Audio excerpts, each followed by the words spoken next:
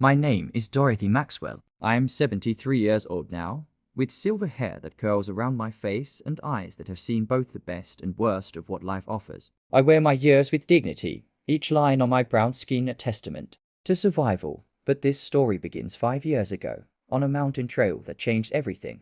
My daughter Claire was 38 then, beautiful, trusting, with her father's kind heart. She'd been married to Nathan for 12 years. They seemed happy. At least, that's what I believed. That October, they invited me on a hiking trip to Eagle Ridge, a family tradition, they called it. The autumn leaves were turning gold and crimson, and the air smelled of pine and distant rain. I should have noticed the signs. Nathan's distracted glances. The way Claire's smile didn't quite reach her eyes anymore. But mothers want to believe their children are happy. We convince ourselves that worry is just our nature. The trail was narrow that day. Rocky, ancient trees towered above us, their branches swaying in the mountain wind. Claire walked ahead of me, Nathan beside her. They were talking quietly. Too quietly. Then it happened.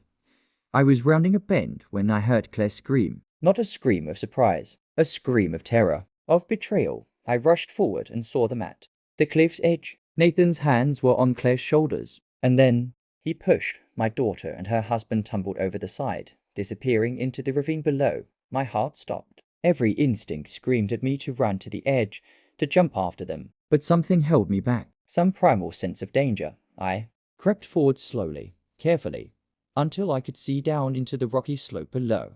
They had landed on a ledge, maybe 20 feet down. Claire was conscious, bleeding from her head, her leg twisted at an unnatural angle. Nathan appeared dazed but largely unhurt. That's when I heard him speak.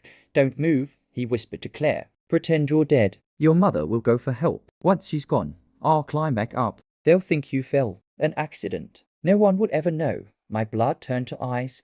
Claire's eyes were wide with pain and terror, but she went still. Playing dead. Trying to survive. I understood then. This was no accident. This was murder. Nathan wanted my daughter dead, and he wanted me to be the witness to a tragic fall. I stepped back from the edge, my mind racing. If I ran for help, he would kill her the moment I was out of sight. If I confronted him, he might kill us both. Izzo, I did something I never thought myself capable of. I disappeared. I walked quietly back down the trail, far enough that they couldn't hear me. Then I found a spot behind a large boulder and waited. Patient, silent. The way my grandmother taught me to wait for deer when I was a girl in Alabama. 45 minutes passed. Maybe an hour. Time moves differently when you're deciding whether to trust in justice or take it into your own hands. Finally, I heard movement. Nathan was climbing back up the cliff face, grunting with effort. I watched him emerge onto the trail, breathing hard. He looked around, satisfied that I was gone. Then he pulled out his phone. That's when I stepped out from behind the boulder. "Hello, Nathan," I said quietly. He jumped, his face going pale. "Dorothy." I thought you went for help." "Claire, she fell." "We need to, I know." "What happened?" I interrupted, my voice steady. "Calm. I saw everything." The mask dropped from his face. The loving husband disappeared, replaced by something cold, calculating. "You saw her fall," he said carefully. "A tragic accident." "I saw you push her." We stood there on that mountain trail, the wind whistling through the trees. "Two people who knew the truth. What do you want?" he asked finally. "I want to know why." He laughed. Actually laughed. "Her life insurance. $2 million. And Jennifer, my girlfriend. We've been together for 3 years." Claire was in the way. The casualness of it. The cruelty. This man had shared my daughter's bed, her life, her dreams. And he spoke of her death as if it were nothing more than an inconvenience resolved.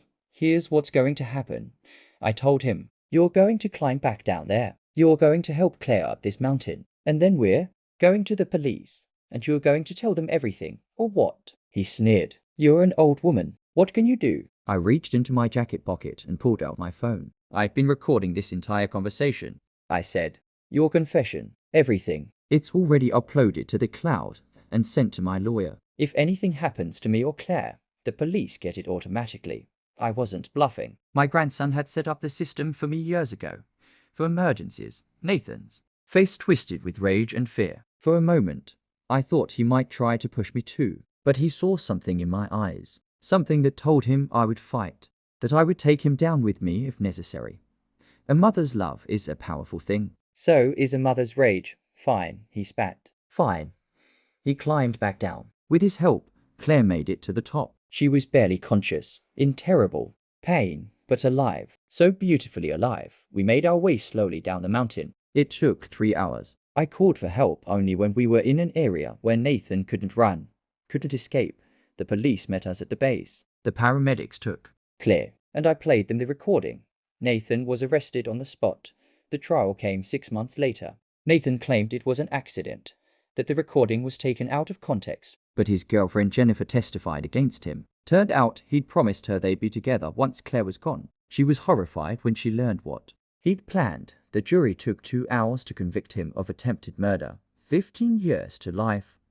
Claire recovered. Slowly, painfully. But she recovered. Her leg healed. The scars faded. The deeper wounds took longer.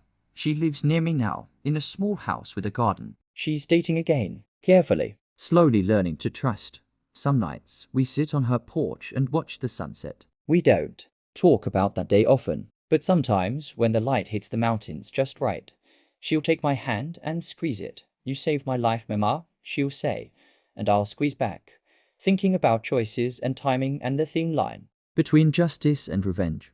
I chose justice, but I was prepared for revenge. That's what love does. It makes you capable of things you never imagined. I am 73 now. My hair is silver. My hands are weathered. But my eyes are clear. I've learned that kindness is powerful, but so is strength. That forgiveness is noble, but some betrayals are unforgivable. And I've learned that a mother's love is the most dangerous force in the world, because we will do anything to protect our children, even on a lonely mountain trail, where the only witnesses are the trees and the wind and the truth that can no longer be hidden. Sometimes the greatest act of love is simply refusing to look away. Dorothy Maxwell.